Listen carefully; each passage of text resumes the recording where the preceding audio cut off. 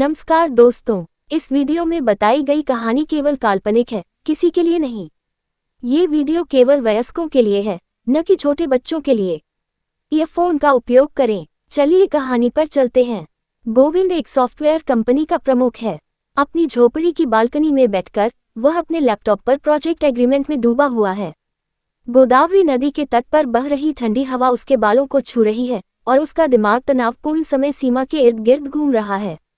एक बार प्यार में घायल गोविंद रोमांस को सिर्फ एक शारीरिक जुनून के रूप में देखता था, लेकिन उसके दिल में एक अनजानी भूख और कमी हमेशा घूमती रहती थी।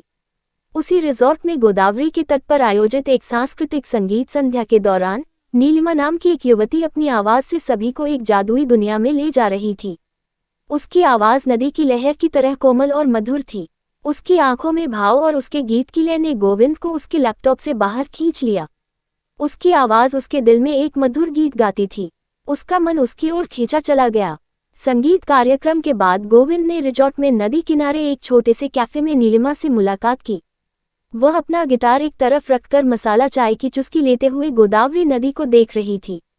गोविंद ने शर्मीली मुस्कान के साथ कहा, तुम्हारे गाने ने मेरे दिल को छू लिया है। नीलिमा ने आंखों में चमक भरते हुए कहा, मेरा गाना मेरी आत्मा की आवाज है। अगर इसने तुम्हारे अंदर कुछ जगाया है तो यह मेरे जीवन का राग है। उसके शब्दों की सरलता और उसकी निगाहों की मोहकता ने गोविंद को एक नई दुनिया में आमंत्रित किया। उसके बाद के दिनों में वे गोदावरी के किनारे टहलते और नारियल के पेड़ों की छाया में नदी के किनारे हरी घास पर बैठकर घंटों बातें करते।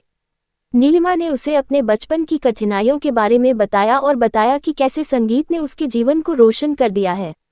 गोविंद ने उसे अपने अकेलेपन और व्यवसाय के तनाव के बारे में बताया। एक शाम नदी किनारे टहलते हुए नीलिमा ने धीरे से उसका हाथ छुआ और कहा, गोविंद की जिंदगी सिर्फ पैसों के लेन देन तक ही सीमित नहीं है। एक नज़र और एक स्पर्श आपके दिल को भर सकता है। उस स्पर्श ने गोविंद के मन में एक मधुर आवेश जगा दिया। रविवार 8 जून की रात गोदावरी के किनारे एक छोटे से दीपक की रोशनी में दोनों के दिल एक हो गए। नदी किनारे स्थापित एक छोटे से अग्निकुंड के पास नीलिमा ने एक मधुर गीत गाया। गीत ने गोविंद के दिल की खामोशी को पिघला दिया और उसे एक नए एहसास में ले गया। गीत समाप्त होने के बाद उनकी आंखें मिलीं। नीलिमा ने अपने नाजुक हाथों से गोविंद के चेहरे को छुआ। उस स्पर्श ने उसके मन में एक गहरी इच्छा जगा दी। उनके होंठ मिले। वह चुंबन गोदावरी की लहरों की ध्वनि की तरह कोमल और गहरा था और रोमांस से भरा था। उस रात वे नदी के किनारे एक निजी झोपड़ी में एक दूसरे से मिले। नीलिमा के स्पर्श और उसके शरीर की लय ने गोविंद को एक नई जीवन शक्ति से भर दिया। वह क्षण केवल शारीरिक नहीं था, यह ऐसा समय था जब उनकी आत्माएं एक हो गईं और उनके दिल एक दूसरे में विलीन हो गए। अगले कुछ दिन उनके लिए एक मीठे सपने की तरह बीते। गोदावरी के तट पर सुबह की सैर, सूर्यास्त, नदी के किनारे नारियल पानी पीना और नीलिमा का गाना गाना हर पल उनके प्यार को मजबूत करता रहा।